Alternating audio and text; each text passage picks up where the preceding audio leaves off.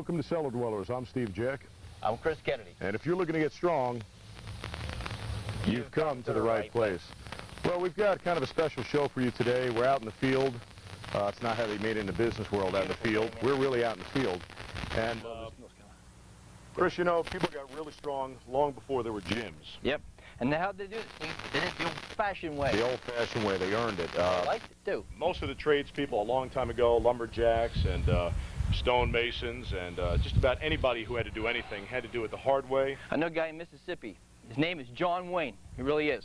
He told me when he was about 14 through 18 years old, he had a job at a fertilizer plant. He had to unload the trucks and load the trucks, unload the trucks, and they came in 100-pound and 200-pound bags. He said by the time he was 18, he was carrying two 200-pound bags under each arm. Now, I've seen this man, and he had the arms, the shoulders to prove it to him. He was incredible. Right. He was so strong.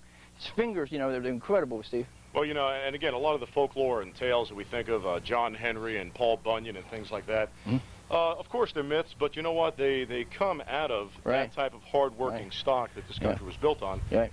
And the practical application is a lot of times we're in between workouts. Right. But we've got some funky implements here, natural, strong, old, archaic, ancient implements that we're going to be tossing around and throwing around and showing you ways that you can get strong. That's right. If you don't have access to weights.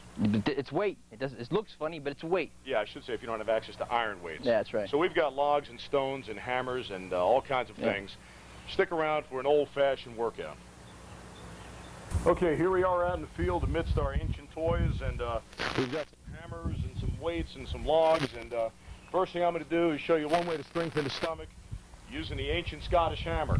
We'll use these modern hammers in a second for something a little bit different. All right. Okay. All right.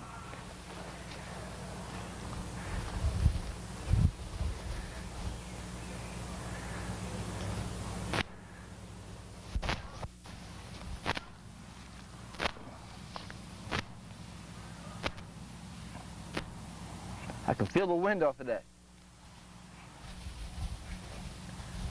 Now, if you were competing in the Highland Games, you'd let that fly over your shoulder as far as you can. But in the meantime, it is one heck of a workout for the stomach, the obliques, everything. Rectus abdominis. No doubt, man. That's a big claymore, and you were fighting the English. How many could you get with? Oh, plenty. That's right. Plenty. Make sure you're wearing the right color kilt so you don't get your head cut off. Okay, what do you got here, Chris? A weight, a primitive weight, a log, just a piece of wood. But it's going to work out my back, you know, a lot like a deadlift would, and a lot of pulling, a lot of legs too. So I got back. Big old log that we found. Great work. Chris can just pick it up and do it for some Bring it up to his shoulder. Press overhead. Whatever feels good. Hey. Yep. Next, we've got some modern hammers here. And you may have seen people do leverage feats like this, where you hold out a hammer at arm's length, bring it down to your nose, and then up. But here's a double hammer squeeze that you can also use to kick at it. Set them down on the ground, let the hammer handles overlap just a little bit, just enough to get a grip on it. Bring them up.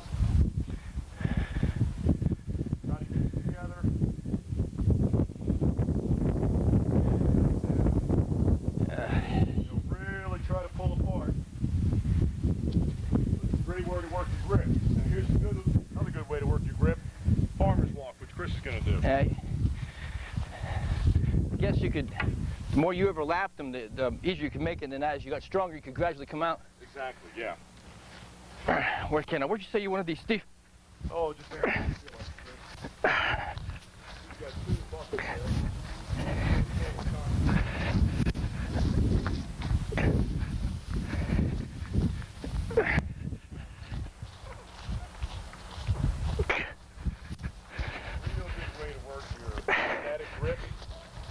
Hanging off the thing, squeezing it.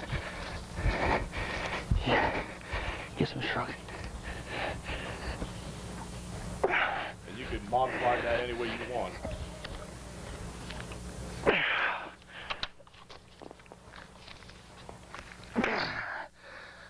Jeez. That's a very good idea. And you know, you just walk as far as you want, carry it as far as you want. record the distance, and next time try to go a little bit further. Yeah. Well, we got some more in the front, so stay tuned. One game is the caber. The caber, C-A-B-E-R, is Gaelic for tree. And you ask 10 different people how the caber got started, you'll probably get 10 different answers. Two of my favorite are this. As you know, Scotland was always being attacked by somebody, and when the Scots would fight back and go to attack a local castle, as you can imagine, the army being attacked wouldn't be nice and leave ladders out.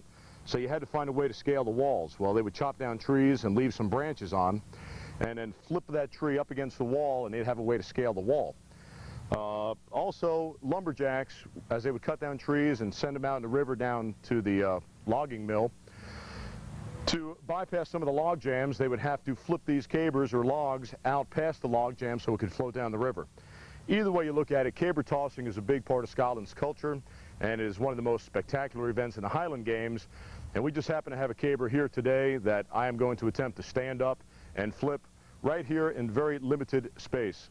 So Chris, if you follow me with the caber cam, we'll try to do something with this big old caber.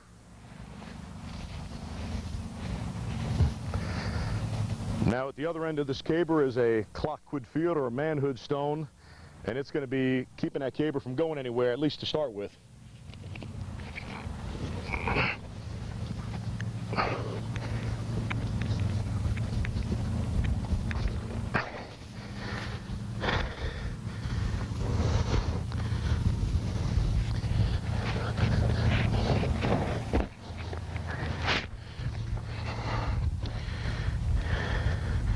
Okay, here we go.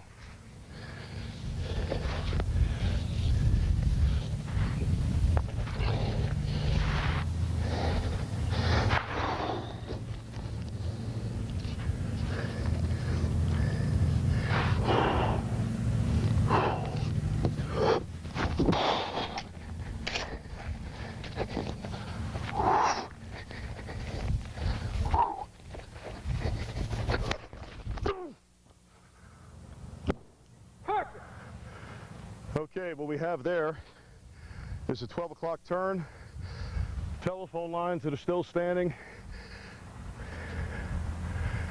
and probably some very bewildered neighbors. We'll be coming back and playing with some of these manhood stones in a second.